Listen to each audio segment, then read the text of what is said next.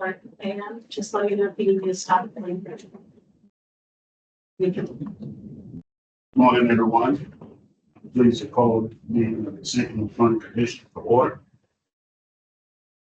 At this time, I'm going to turn it over to Chris. Thanks, Don. Good morning, everyone. Just a reminder, this meeting, while it's being conducted in person in the office of the Board of Pensions at 2 Penn Center, 16th floor, it is being recorded via Microsoft Teams pursuant to Philadelphia City Code. As a reminder, an electronic copy of the video will be available on the city's YouTube channel within 10 days. And then by attending, participating, or speaking, you consent to such recording. The only agenda item of the special meeting today, June 11th, for the Sinking Fund, is discussion and review presentations from 2 auditing firms. You can see from the staff report, due to the expiration or the upcoming expiration of the current contract, the incumbent with Smith and Brown issued an RFP for an auditing firm, which was posted from February 3rd to March 28th this year. And we invited with them to rebid. We received 3 responses.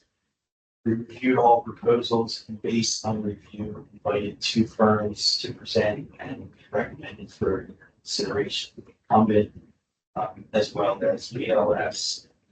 We reviewed the proposals, and in doing so, considered a variety of factors, which include but may not be limited to experience as an auditor with other similarly sized public or governmental plans, pricing, experience of the proposed lead auditors, and their policies for commitment to DE&I. For non-incumbents, we also analyzed the impact of transition to a new auditor for the incumbent satisfaction of the overall services that they was a factor. We provide a brief summary of each of the firms in the short staff report. Just note for the incumbent, the lead auditor is Nadia T, who I believe all of you have met previously. They place a strong emphasis with them, does on continuity of their work. They like to change out some of the team members at least every 2 to 4 years, and they do have a mandatory change of lead partner or lead auditor every 10. Or not in, and with them, we also list some of your clients. They serve public and private. You can see where there's experience with Teamsters, National World, Big Plan, MLB's Player Investment Plan. Their pricing proposal was $33,000 annually. BLS, with their dedicated team, the leads, audit principals, directors, supervisors who would be involved. They also serve a variety of public and private clients, several of them in Delaware area, state of Delaware, the 457B, 4B, just as examples. Their pricing proposal was $30,000 annually. I will also note, as staff does for all RFPs, we always go back to the providers at least once before bringing them in and ask for any further reduction, best last in the final offer. All 3 of the firms, including the did not make an adjustment as they chose to keep their fees constant. And last 2 pages, we provide the diversity, inclusion, demographic breakdowns that are required as part of the standards RFP.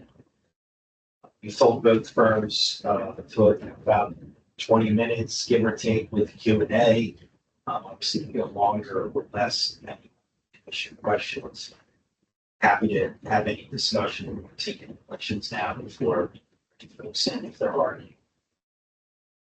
So the existing, excuse me, what's 4 or 5 years? Second one.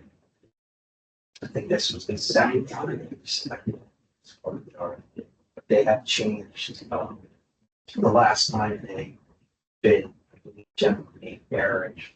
Strauss was the lead auditor as part of the rebid discussion with the commission last time. They pursuant to their internal policies, I believe perhaps the commission's request, they changed the lead auditor on the account to but not here for it's 2 years.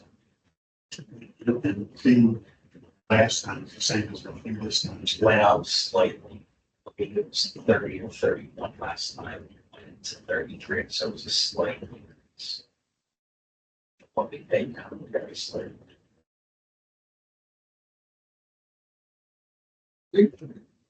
Mandate to follow city procurement.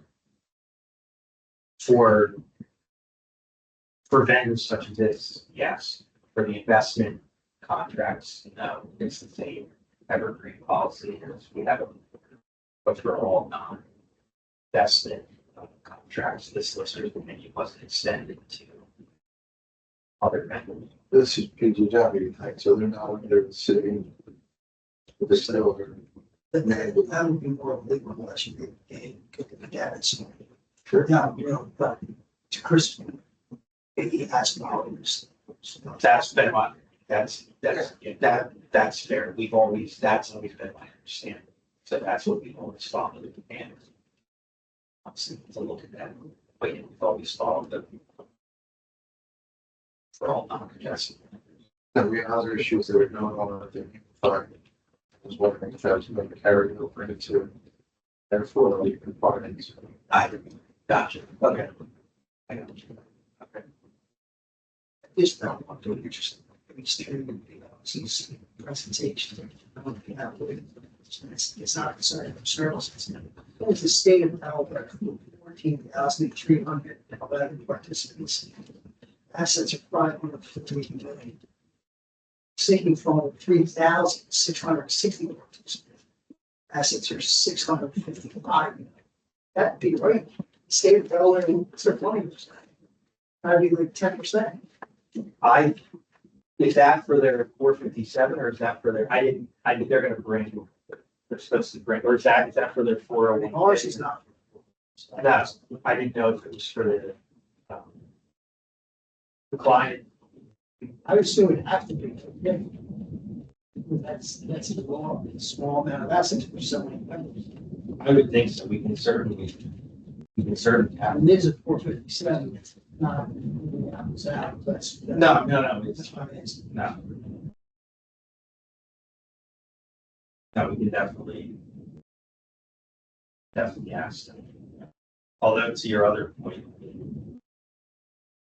the city of Wilmington's pension fund says they have 1,800 participants and it's 206. So that's a little That might be a national measure. correct. That's what I'm feeling. Yeah. Yeah, it looks like they have a dominant position in the state of Delaware. Are they everyone in Delaware? Their phone numbers of the partners, all 302. Yes, I didn't know.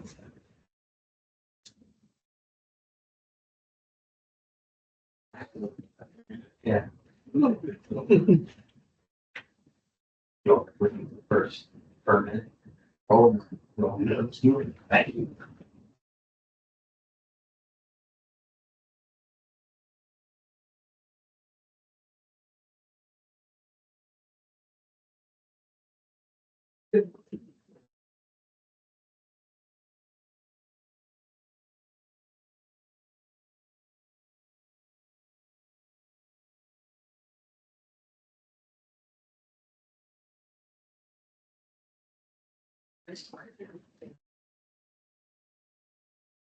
Good morning. Thank you.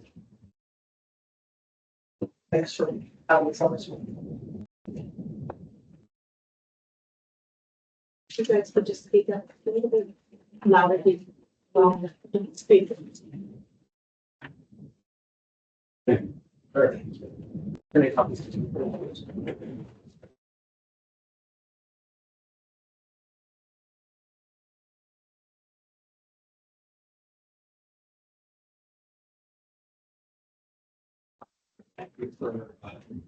Thank you for coming in. We did it about 20 minutes, give or take, with questions. You have the Chair, Don Scott, our first deputy city controller, Bill Rubin. And Director Frank Kelly. I'll keep a stopwatch or rough time to try to make it. And when you get within 5 minutes or so.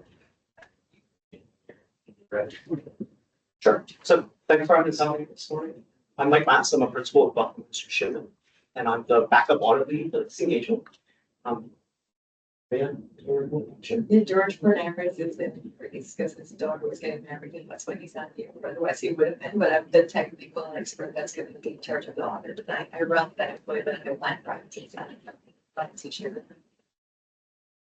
So I've been with Buckland for 18 years, and I run our government audit practice. George's. So starting in the small packet is the slide. We're going to slide on. So we're going to talk about who we are inside Buckland Land Commission. We are in our 101st year of operations, and so we're really excited to have celebrated 100 years last year. For the entirety of our history, we've had a focus on providing quality services, and our mission is to provide quality services to exceptional people. We've really focused on building technical expertise in specialty areas. So that's why as a smaller regional firm, we have two expertise that are going to be serving this account. One is our government services area, which has a dedicated team, Maria's EVP team that also has a dedicated team. And that expertise provides us with the opportunity to provide a high quality service with a better touch and a more approachable team for your management team. In the spirit of ensuring quality and providing a high quality service, our directors have taken the time and dedicated the resources to engage in a third party to take a survey of our clients every other year and to provide us with feedback on how we're doing as we are really proud that we've received the best in accounting for client satisfaction for the past 6 years as a part of that survey. It's a reflection of our dedication to quality and our dedication to responsive client service.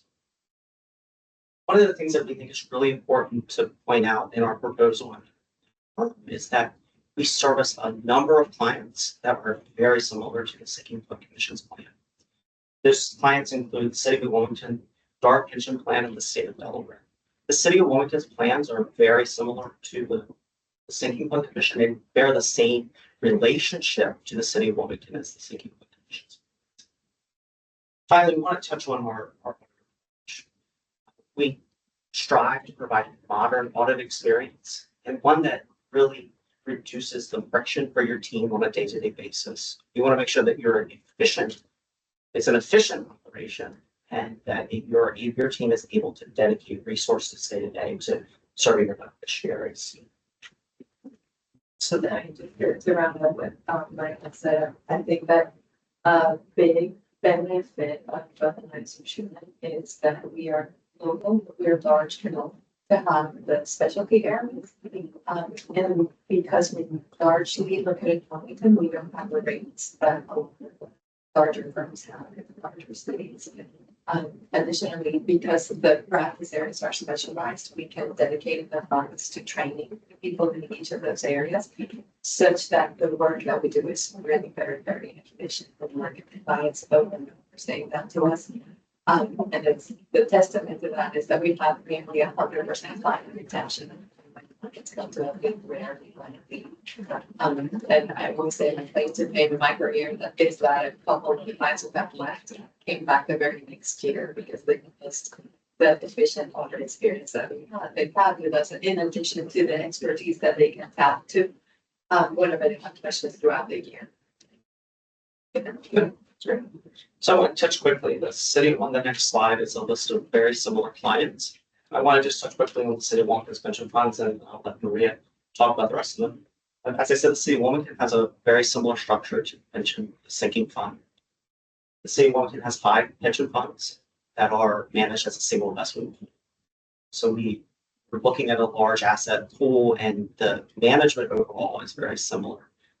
We're looking, of course, at the beneficiaries and the testing of the census data as well.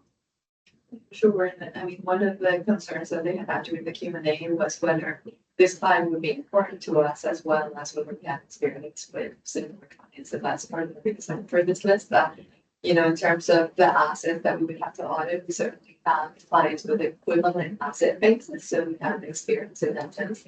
And then a plan design is a plan design, right? So the plan design that your plan has is very similar to the DART plan. And if ever you needed to talk to someone about how valuable it's been in terms of helping them through the operations of their plan, through personnel changes, through changes of people who are in charge and all that kind of stuff, they call themselves the time to rely on us to help them when they have some changes.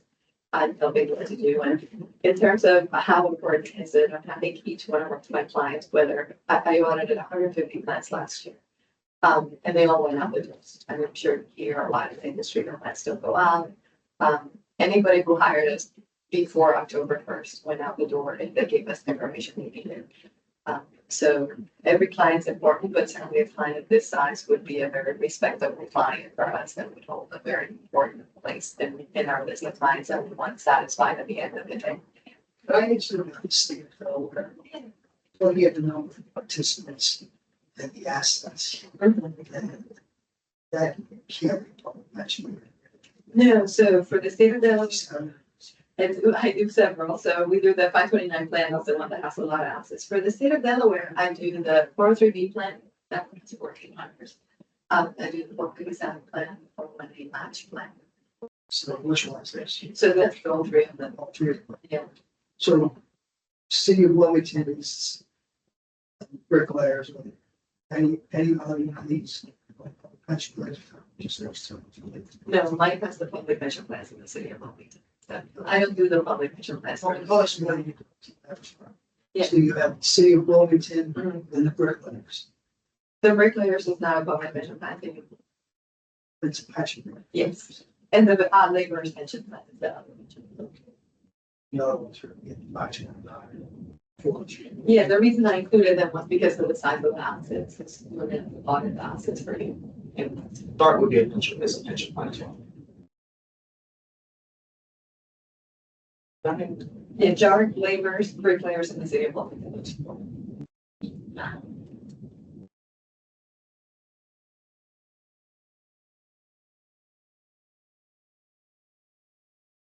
Oh, sure. Yeah, my practice, right? So I started with Beth in January 1st, 1994. That's over 30 years. And at the time, there was no real employee benefit plan practice other than the multi-employer plans. So that was the laborers, bricklayers at the time, cement masons, and all of those had pension plans. So through the years, we started expanding that practice until we got to 100 plans last year, including the state of Delaware, which is my biggest client at the time.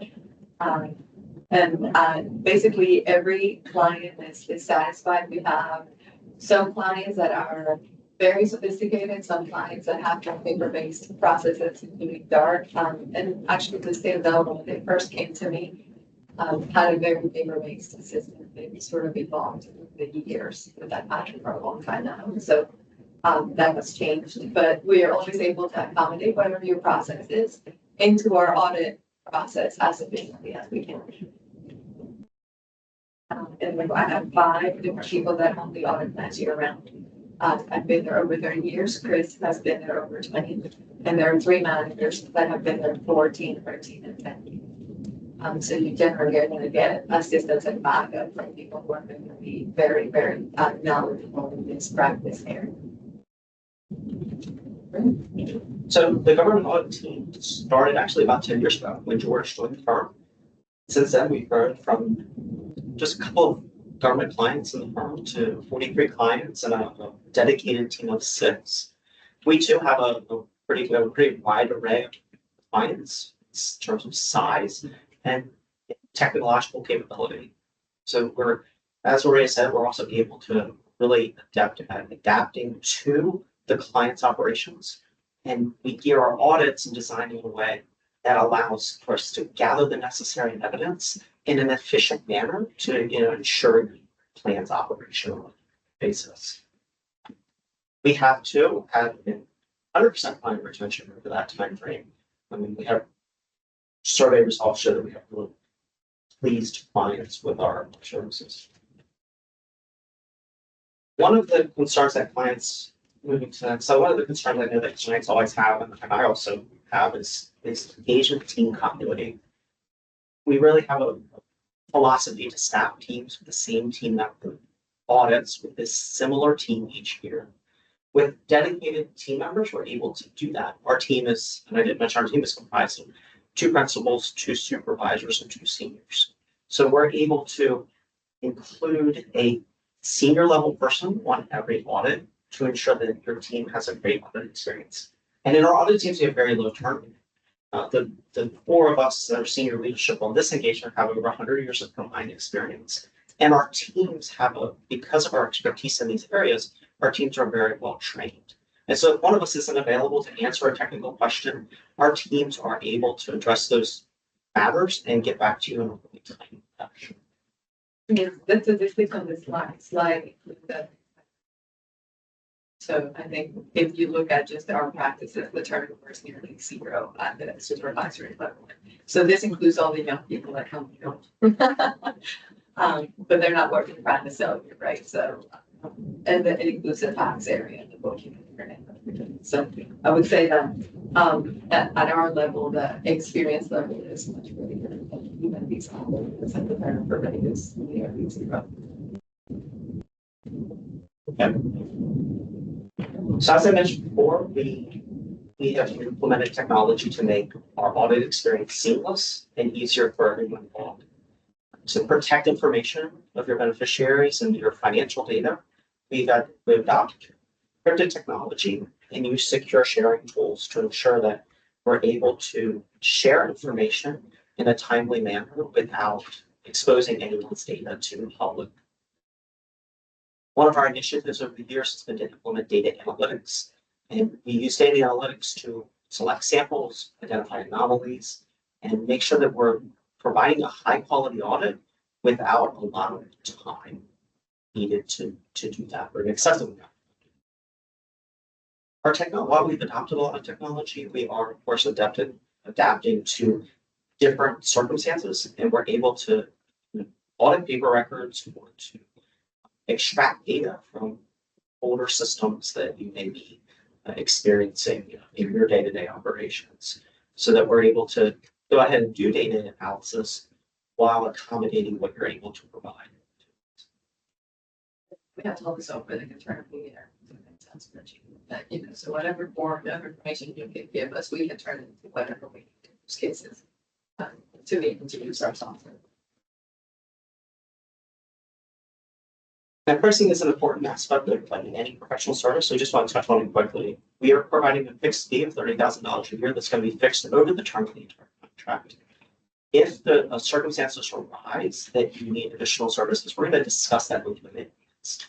We certainly are not afraid of rolling our sleeves up and getting into the detail to help you reconcile and close out and final. But we will discuss those with you if it becomes necessary to exceed the audit scope. And we very rarely do that unless it's requested by a client that's gotten in trouble for some unforeseen reason. Yeah, I mean, unless it becomes a whole engagement, right? Like, but you can actually contact the city of them or people like call us all the time and it doesn't turn into an additional bill. I mean, we're not attorneys, right? We are charged by the comma or by the second. So they often call and say, can you make me a spreadsheet that can do this, that, or the other thing? And we can do that, as long as it doesn't take substantial time, they don't get the additional bill. It's just the way we've operated when we get goodwill with our clients and we get them to stay. They sometimes, if they lose an employee that year, it takes us a long time. And then we spend more time as a result. In my group, I don't charge extra unless they request, can you do an analysis or this or that, or help us implement a policy or system or procedure. Then that becomes a consulting engagement that is subject to a separate engagement letter up to your own. But yeah, I mean, they rely on us a whole lot throughout the year.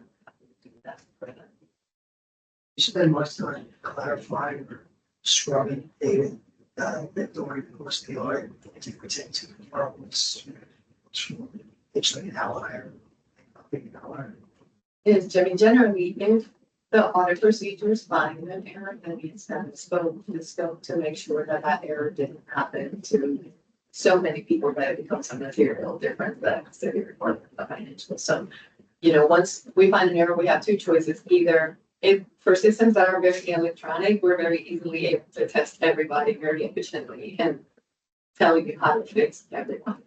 If there's more of a paper-based system, then we expand the sample and we need to extrapolate what that impact will be to make sure that it's immaterial. And for plants your size, almost everything is gonna be material, right? But so at that point, our purpose becomes to streamline the process so that the errors don't keep occurring.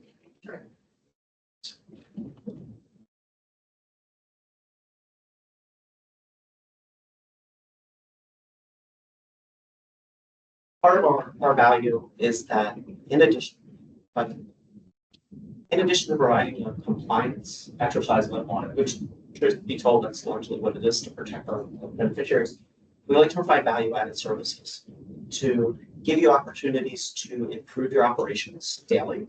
So as part of our closeout process, we look to, as our staff goes through, training to identify areas where we might be able to give you suggestions to improve your operations, to address risks that you may see, to reduce the operational risk of the business side of things. And that provides additional value and allows us to help you simplify that process and give you hands-on support. In addition to just hitting that 100% filing on time on a one-to-one basis. This helps you on a day-to-day basis and helps your staff do their job more efficiently. But in the end, it helps us as well because the better records that we get from your team, the quicker we're able to. For the value added services, as a stand, you do that.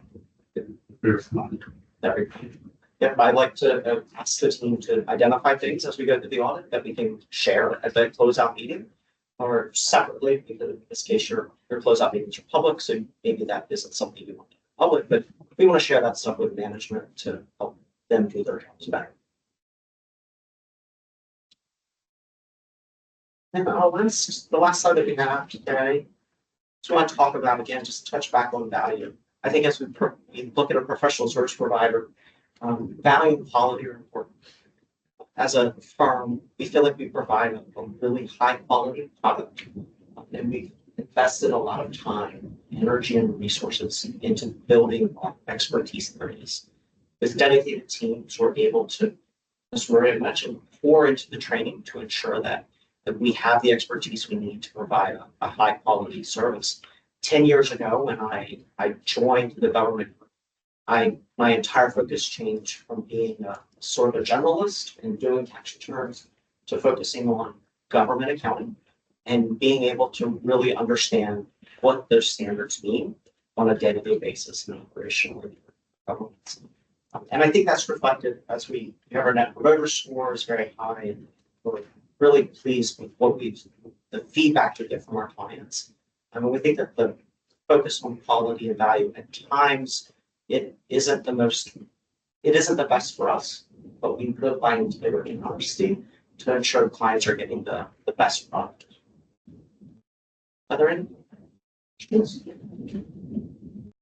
Just wanted to ask you about the data analysis and I software that artificial intelligence, are you using AI more in your work, or is that just software and then kind of fully after that? It's data manipulation. It- It doesn't think for us. Yeah. How to manipulate the data so that it makes intelligent patterns, but it's not AI. Right. I think we could say AI. Anybody that actually write a letter. Researching. I was impressed with survey results. Is that standard procedure? I don't know. I don't know what other people do. I have no way of knowing what other folks do, but we definitely, listen to our clients and whatever they say, I wish this, or, they have a little suggestion or whatever, we try to regroup and incorporate whatever suggestions they give us. We've been doing this for a long time. They just went to every other year because the clients felt fatigued, you know, with those things. So, We're likely to respond. yes.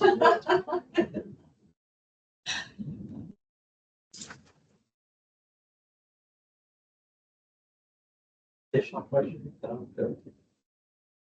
Good. Appreciate you coming in. Thank you. Thank you for your time. Sorry, you can't be increased also. I know, right? Because his daughter is getting, so that's what they're saying. You want more copies of by chance? No.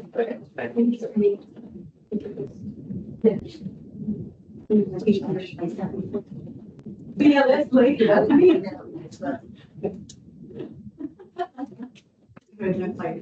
I like that. I did want to see the card.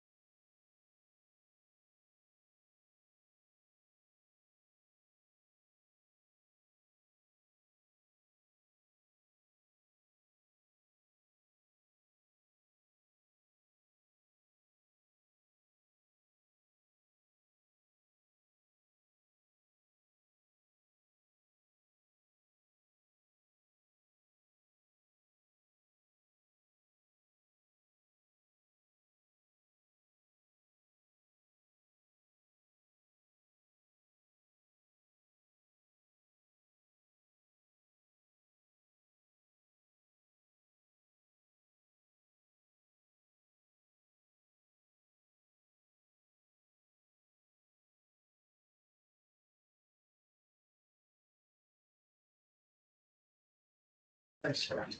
That's not really looking.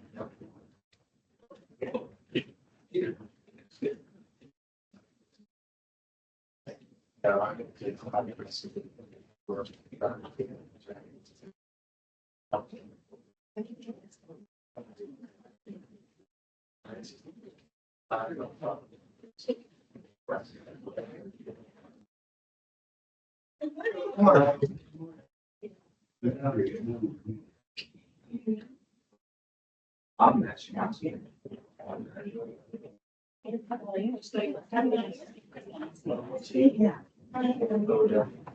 Nice to meet you.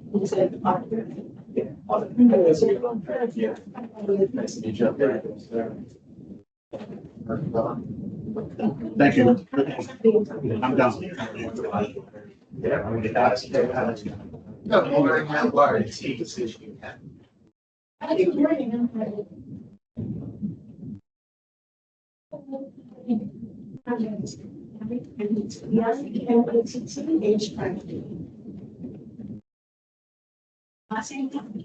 That's my last name. Oh, the first name is Fran.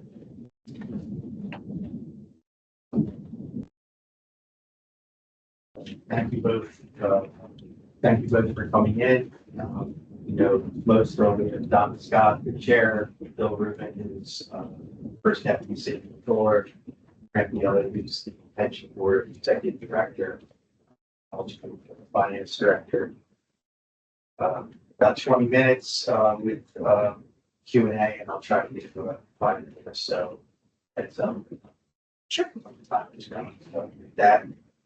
What's your? Okay. Good morning, everyone. Thank you for hosting us. My name is Nadia Santi. I'm an audit partner with Whitman Smith and Brown.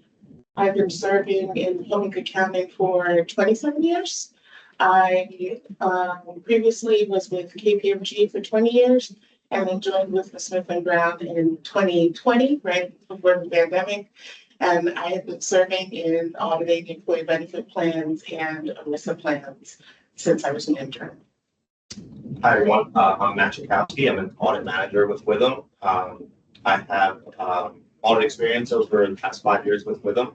All 5 years working on benefit plans and defined contribution plans. And then prior to that, I worked privately with private equity funds and fund compliance for about 5-6 years, so about 10 years, all in the industry. Okay. So if we turn to the first page, these are a couple of highlights that we wanted to share with you. I understand that you have viewed our formal response to the city. So these are just really summations from that formal response, things we wanted to highlight. If there's anything that you want us to cover that you don't see on the agenda, please feel free to interrupt us. Otherwise, we'll wait for Q&A. Turning to the next page, looking at a glance, since this presentation was completed, this is failed. And the reason for that is that we acquired 2 new firms, one in Chicago and the other one in Texas, which has increased our headcount to well over 3,100 team members. Also contributing to revenue growth of almost another 200 million on those 2 firms. So we are growing. From the time that we have served the fund, we have grown exponentially, almost 10 times what you knew Witham to be. I believe when we started with the fund, it was mostly a New Jersey firm, and now we've expanded to well over 26 offices across the United States. The next page just talks about our strong growth. We can skip over that. And then the next page talks about the various offices that we have across the country. The highlight that I wanted to share with you from this page is that the offices that serve the fund is the New York office where I reside, and then also the New Jersey offices where the rest of the team resides. Matt, you're in Princeton. I'm out of Princeton. So both New York and Princeton will be serving the fund, and that has been historically the offices that have served the fund for the past few years. If you turn to the next page, we have our driving principles. The main takeaway that I want you to have on this, which is also part of the formal submission to the city, is that we take care of our team members. And one of the things that's important as those charged with governance is when you have an audit firm, it's really important to make sure that turnover isn't an issue. I'm proud to say that Witham has the lowest turnover and from industry standards. The industry standard is about 17% from a turnover perspective. As you probably heard, public accounting is a really hard place to be, so a lot of people get in and get out. Most of our team members like to stay well past the manager cycle, so our attrition rate is at 14%. And we're very happy with that. We also have strong ties in the community where we take off a couple of days a year to really make sure that we serve our respective communities. So I serve in New York, Matt serves in the Jersey offices. So we have a strong sense to make sure that we get back to our community. The next page talks about our presence in the industry. The main thing that I want to highlight for you is that we serve on a lot of boards as it relates to the AICPA and on GASB. There are too many to name, but one of the things that I think is relevant for this particular fund is that we serve on the AICPA board for Employee Benefit Plan expert panel. And so I was recently appointed to that panel and I'm serving a 3-year term. What that panel does is it basically takes a look at all the employee benefit plans in the United States and make sure that the audit requirements and the compliance requirements are conforming not only with financial reporting standards, but also industry practices. If there's any nuance related to the market or things of that nature, that is the governing body that kind of will redirect the industry in cases of if there's something that we need to look at more or if there's something that we need to look at less. So one of the hot topics now is cryptocurrencies. And so I just left the meeting in Orlando where we were talking about pension plans starting to get into cryptocurrencies and what's going to be the impact of that in the future. So as you can imagine, that was a very heated debate. So you do have members of your audit team that are industry leaders that sit on governing boards. So if the governing body has any questions, comments, or concerns, you can direct them to me. I can get that to the governing bodies. And so that is really a firsthand conduit, I would say, to the regulators and also industry standards and practices. Sure. So, Yeah. auditors often make recommendations concerning risk. Yes. In response to that, first thing is, best $1,000. So right now, the DOL has started to lift the applicability of cryptocurrencies being in pension plans. Prior to this administration, it was strongly frowned upon, and so most plans did not have it. Now that the windows have opened, I would caution you that to make sure that it has proper regulation and that you have proper documentation on how it's valued. Because one of the things that you will have a hard time as the governing body is really to determine the fair value of that cryptocurrency as it changes minute by minute. And how are you going to manage that and how are you going to track that as you manage the pension assets in comparison to the liability that you also have to manage? So while it is a viable option as an investment strategy, it's still very volatile and it will create a little bit havoc as you try to nail down your assets and the future longevity of the asset sustainability. Cryptocurrency will mess with that, but it's a viable option now. It's now allowed. So I don't tell my clients not to do anything. I just tell them about the risks and some of the hardships that you will experience. And then after that, we help guide you through that process. We'd probably work with you to make sure that you have proper policies in place to make sure that the valuation policies are strong. We would also encourage you to probably get an expert to make sure that the valuation of those cryptocurrencies are done timely. And we also want to make sure that you're working directly with your custodian in terms of the custody of the cryptocurrency is also a little bit wonky. So understanding what that is and make sure that that's laid out tight and right. Because at the end of the day, that's going to be extremely volatile and it's going to mess with your long-term investment return strategy. Sure. Yes. Yes. Yes. But it's not a no. That thorough answer. Very, very good. Yeah, it's not a no. I know since the new administration came in, we were very well aware of the administration's viewpoint as it relates to cryptocurrency. So we were prepared for clients coming to us asking what we thought. And we were prepared to shepherd our clients through the initiation of cryptocurrency. I myself am very interested in how it shows up in pension plans and what it does to the investment return strategy that you work with the actuary and also with the custodian. to market or something like that. That would be very interesting. Very, it's like a needle in a haystack. Very diplomatic. That's right, that's right. That's right. It's subject to change in a minute.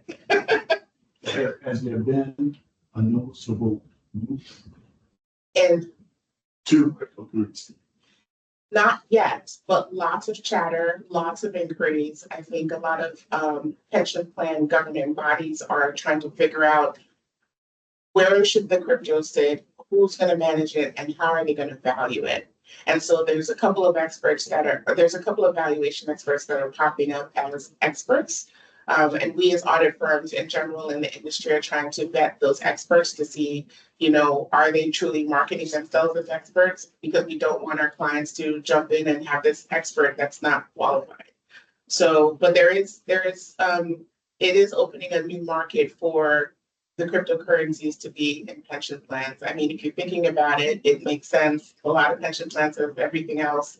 I have a pension plan that has a forest. So if you can have a forest, I guess you can have cryptocurrency. But again, it all comes down to the valuation. And it all comes down to your understanding as those charged with governance, what you're getting into, because you have an obligation to the participants of the plan to explain why you got into this strategy and how it is going to benefit the fund in the future. So education is extremely important as it relates to those governing body. We have a cryptocurrency department at Witham that audits the actual funds themselves and cryptocurrencies. I would bring those individuals to you to kind of talk through with you what it is, because every time I talk to them, I learn something new. So I would just caution you that if that's the route you're going, let's help you get educated on what that is so that you can make the best decision for the participants.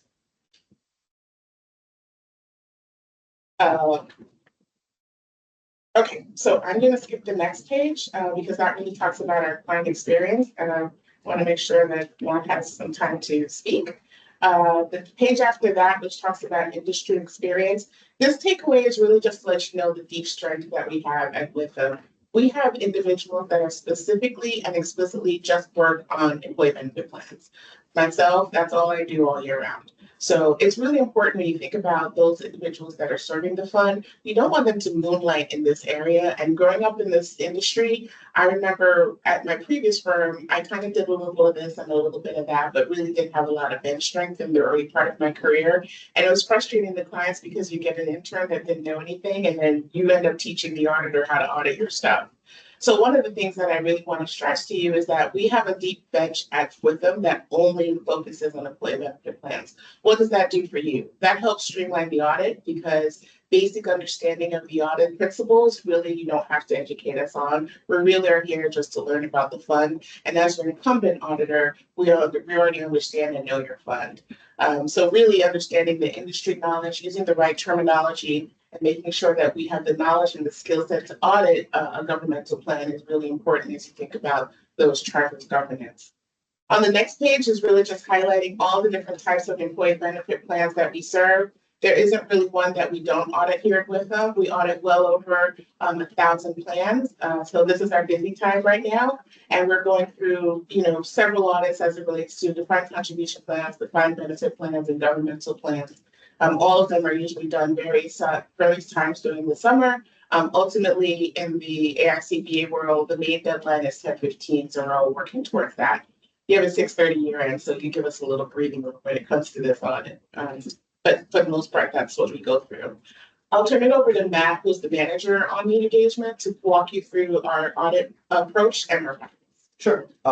So this is our 4 pillars of our audit process. As Nadia mentioned, we have a dedicated team on employee benefit plans, which I am a part of, which I've done for the past 5 years. Early on in the planning stages, we agree to a timeline, and then we meet formally prior to receiving any of the financial information to discuss and focus on bringing a fresh set of eyes to our risk assessment. So we develop our risk assessment initially in a planning meeting. And then once we obtain the financial information from Yashish Shah and Amit Shah, then we go over the financial information as well and reevaluate in our planning stage our risk assessment to the pension plan. Once we have that execution plan determined, we move on towards our execution and we begin to sample. So we sample all parts that we determine material to the financial statements, which would be the investment holdings, the proceeds of sales, the ins and outs to the investments, as well as on the participant side, the distributions that occur during the year. So that's where you'll see we focus on the existence, valuation, and completeness of those assets and the financial statements. Once we're through execution, which I love to keep a firm hold on, we move towards audit completion where we go through our layers of review. So our layers of review are always, you'll see Patrick White, who's the senior. He's ingrained in the audit execution as well as doing first layer review. And then I will come over on top. And then we have Nadia and our quality review that we go through at with them. At that point, once we are comfortable with our audit process, we do our formal communications with management. We send over the draft financial statements with any particular comments that we have. And then at that point, once the financial statements are reviewed, we're ready to have our management representation letter signed and go through issuance. And then at the end there is our presentation of any findings, our communications with those charged with governance, and the final financial statement. So we also work closely with the KPMG team, which these financial statements roll up into the larger set of financial statements. So usually the issuance date is around early December, and make sure that it's on time for those numbers to be included in the larger set of financial statements. So we're usually done with the audit around the first week of December, around that time. Yep. And then also just, I forgot to mention, since the alleviation of COVID in the past couple of years, we've gotten back on site. So we're down at the building on Montgomery Avenue, testing the information. Expand a little bit on the city. Or your team. What respects, like United standalone entity? No, this entity rolls up into, I think, the larger city financial statement. So the pension plan is a very robust disclosure in those financials. So our numbers also are included in their financial statements. So Where is KPMG? they're the auditors of the, I believe, the city. I don't, you need to say, actually, why? Yeah, I see that. It's CLA. Well, to make sure you say about KPMG, for 25 years. Yeah. But you want to do something sort of inside relationship. No. No.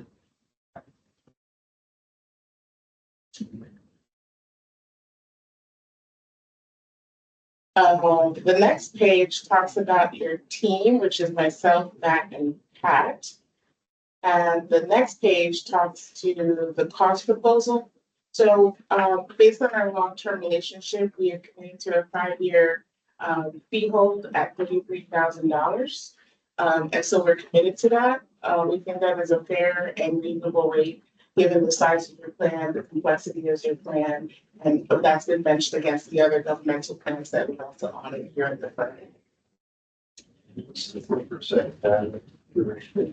So the data security fee relates to the tools that we use in order to protect the data that we have in the firm. So we have a system called Box, where the finance team will upload information so that we can stay out of email. The maintenance of those tools gets passed out to our clients on a fractional basis. And so that will also include the Box conduit. It will also include Gmail data encryption, and that also includes any other data transmission information. Because of the sensitive data as it relates to the pension plan, that are additional tools that we have in order to protect the data to make sure that bad actors don't get to it. So as part of that protection, that's what the data fee covers. So 33,000, so It's and you have the 4%. so it's 4% top of 33.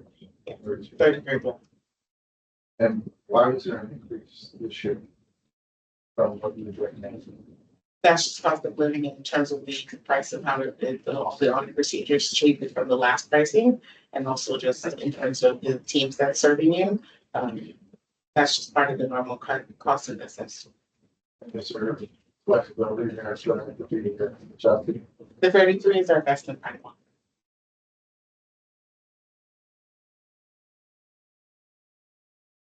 But it's 4% on the 33. Yes, that's the data technology fee that we charge our clients for audit services and tax services.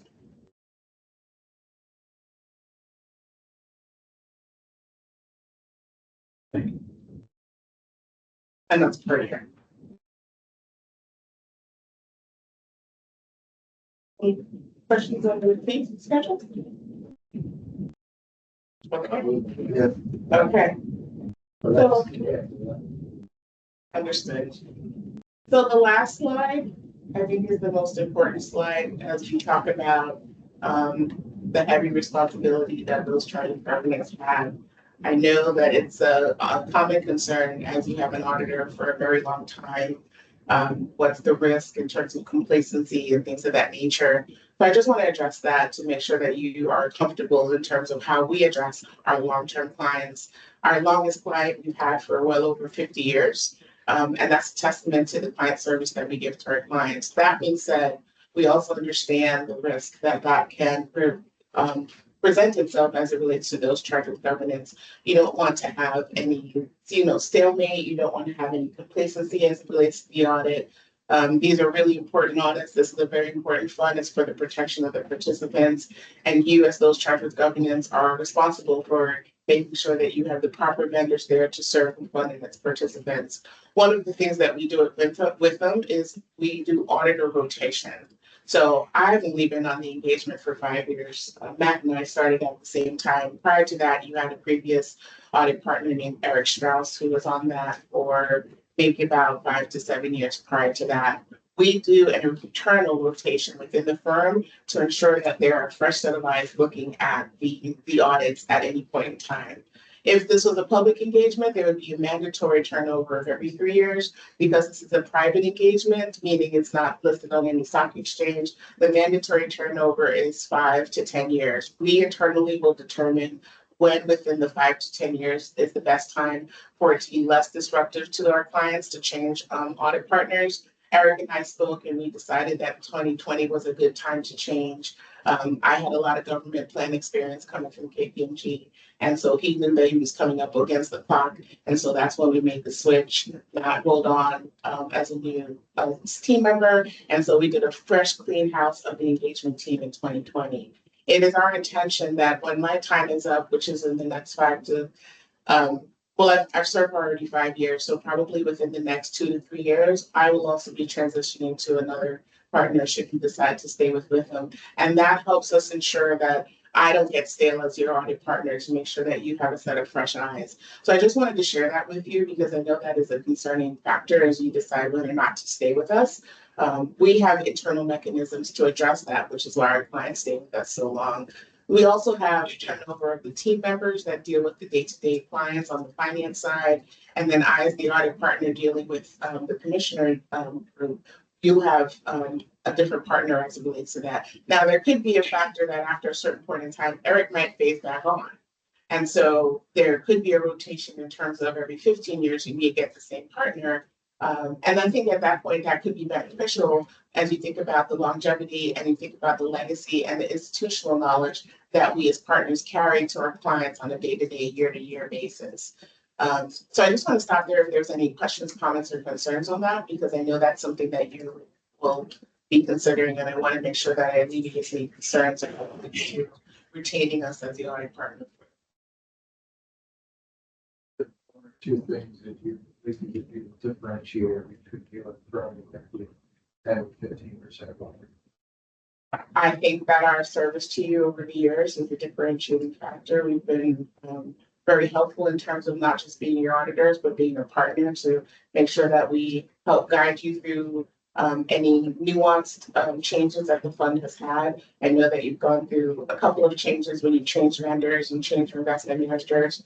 We have been a source of advice to you, and I think that's important to make sure that the firm that you pick has the institutional knowledge to be able to provide that advice to you.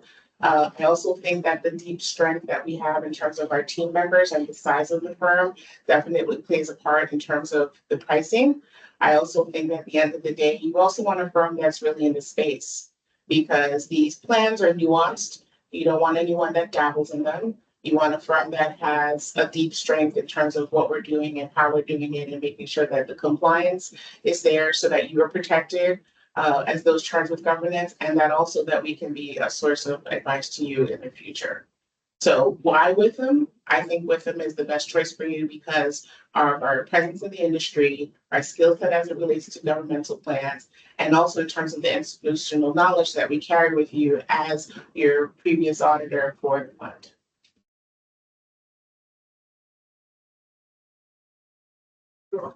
Has been utility stations. Is a protection of that data is pretty standard in the industry. What led to the decision to pass that close on as a separate percentage to clients? So our transparency to our clients are very important. A lot of firms bury that in the overall fee. Within has taken the stance that we want to make sure that you understand what you're paying for and bifurcating that to see, to show you the value add that you're getting in terms of the cost. Burying it didn't seem like a good practice industry-wise from our perspective. There was a lot of debate whether or not it should be, included in the overall fee. And we as partners decided that it's important that you see what you're paying for and what the various components are. I think it's also important for clients to understand that the protection of data is very expensive. I'm sure I'm sure you understand that, cybersecurity is really important. Understanding that you have the right IT people to protect the data. We have additional IT people because we're dealing with clients' data. We're also dealing with our own firm data. That costs are all just going up. And really trying to find tools that are bad actor resistant is becoming more difficult and harder to find. And these IT companies out here, they know it and they charge you for it. And in order to deal with any firm, protection of data is extremely important, especially in an audit for employee benefit plans. When you're dealing with participant data, you're dealing with census information that is going back and forth between vendors. It's really important that your firm has a robust IT strategy, and we do. I think it's important that clients, participate in that cost sharing because as it relates to the work that we provide to you, there's a cost to us in order to provide that work. It's 4% we think is a reasonable fee in order to share the cost. We're picking up 96% of it. 4% is passed on to the client. And it's not just this particular client, all our clients across the board, it's the same fee. Regardless of industry, regardless of the type of audit, it's a standard 4%. So whether it's tax, whether it's advisory, whether it's audit, whether it's consultation, it's 4%. Because even having a conversation over the phone, that needs to be protected and also protected. You can see why it would be concerned with separating out instead of just parting the line. That's incredible. So when we're matching apples to apples, the total that we provide isn't necessarily the total that we're looking at. We have a client, we have to have that in. Understand. So separating that out is. Understand. When we say Murray, we look at it as. Yeah. Okay, understand. We'll take that one to do, appreciate the transparency.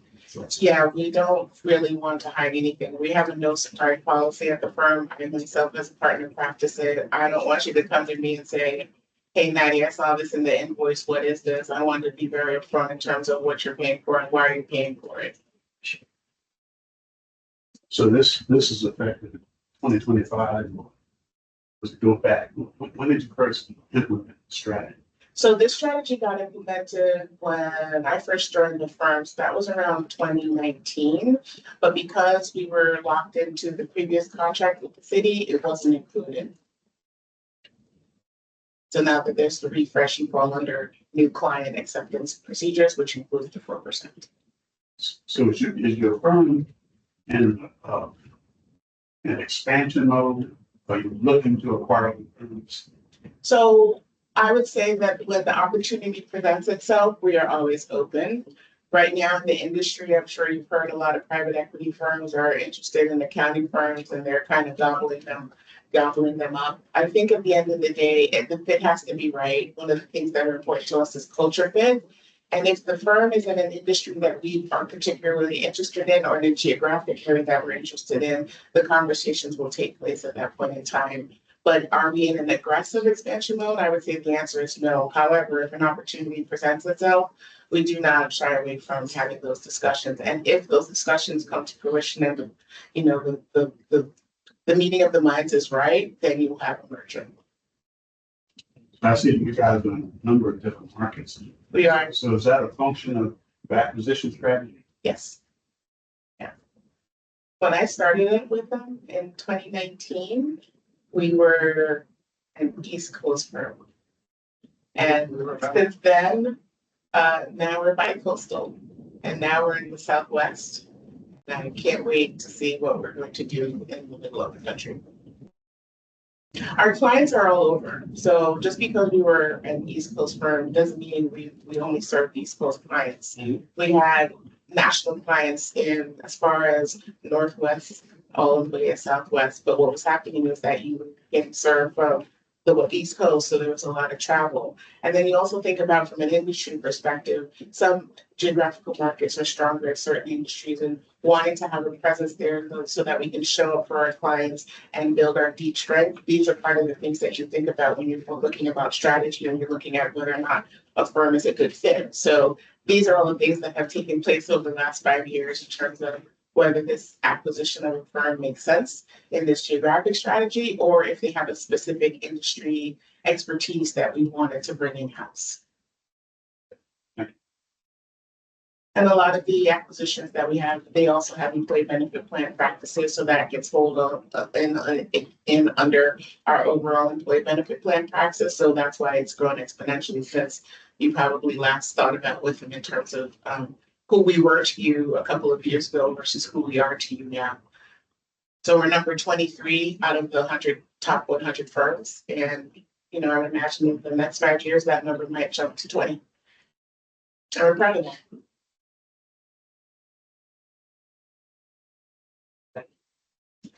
Thank you, everybody. Thank you very much. Thanks. Thank you.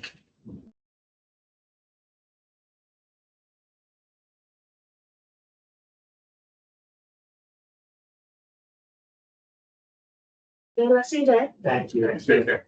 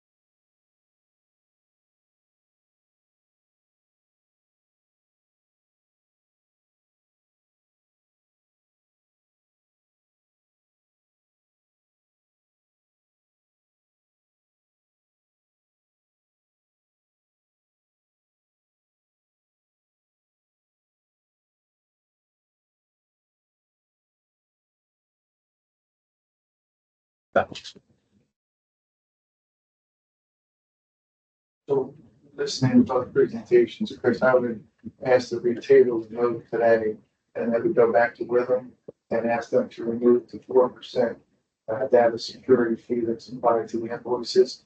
Particularly because the comment was that it was buried in there. The other prospective manager would or auditor didn't disclose it in their fees, so we would like that to be removed. Just to add to that, Chris, is that they indicated that that fee was imposed for a new client. Simply the RFP went up because of the contractual rules mandating us to do so. But I do not consider us a new client. Therefore, so. This is not something. I think, no, if you're tabling it, yeah, I think it should be fine, just to table it until like July 16th. That would be Yeah, no, that's.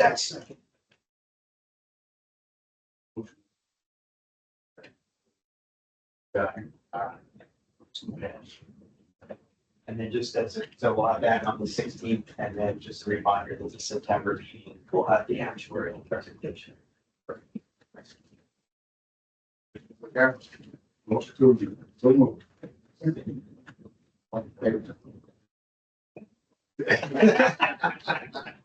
Everybody. I have a question for you.